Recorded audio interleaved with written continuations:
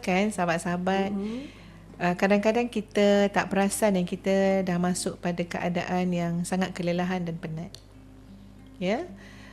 Boleh jadi semangat kita tu masih kuat. Tapi anatomi tubuh badan kita tadi, anatomi jiwa kita tadi sudah kelelahan. Sebab setiap sesuatu tu dia macam kereta tadi dia bergerak dengan enjin dia, kapasiti dia, ya. Kalau beban terlalu berat, rosak juga lori yang besar, 21 tayar. Jadi apa yang Ustaz nak masukkan adalah kita kena berhenti sekejap. Ya, kena berhenti sekejap. Terus dia memandu dalam keadaan yang penat sangat berbahaya. Berhenti sekejap. Ya, tarik nafas, cari ilmu, belajar. Ya, belajar memahami diri kita.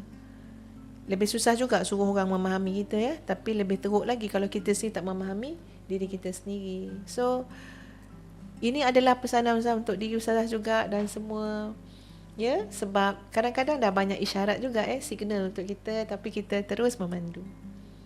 So berhenti sekejap, ya.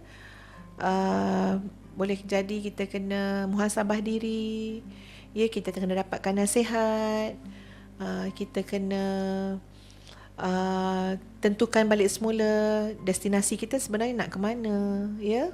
Adakah ini penting ataupun tidak, adakah ini patut tak payah, ya. Menyusun aulawiyat, keutamaan hidup, semua tu sangat penting. Kita pun dalam perjalanan banyak je kan, kalau kita kata dah tak sempat lah nak, tak payah pergilah Rumah Maklum tu, biasa je.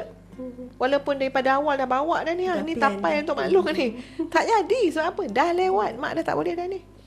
Tapi kita kadang-kadang hanya menggagahkan sesuatu yang kita sebenarnya dah kita dah tak ada, kita dah kekurangan kemampuan. Kita tak tambah kemampuan kita tu, ya. Jadi itu pesanan Ustazah kepada semua. Jadikan juga episod-episod Anatomi Jiwa ni sebagai tempat R&R, ya, rest dan rawat seketika. Itu saja.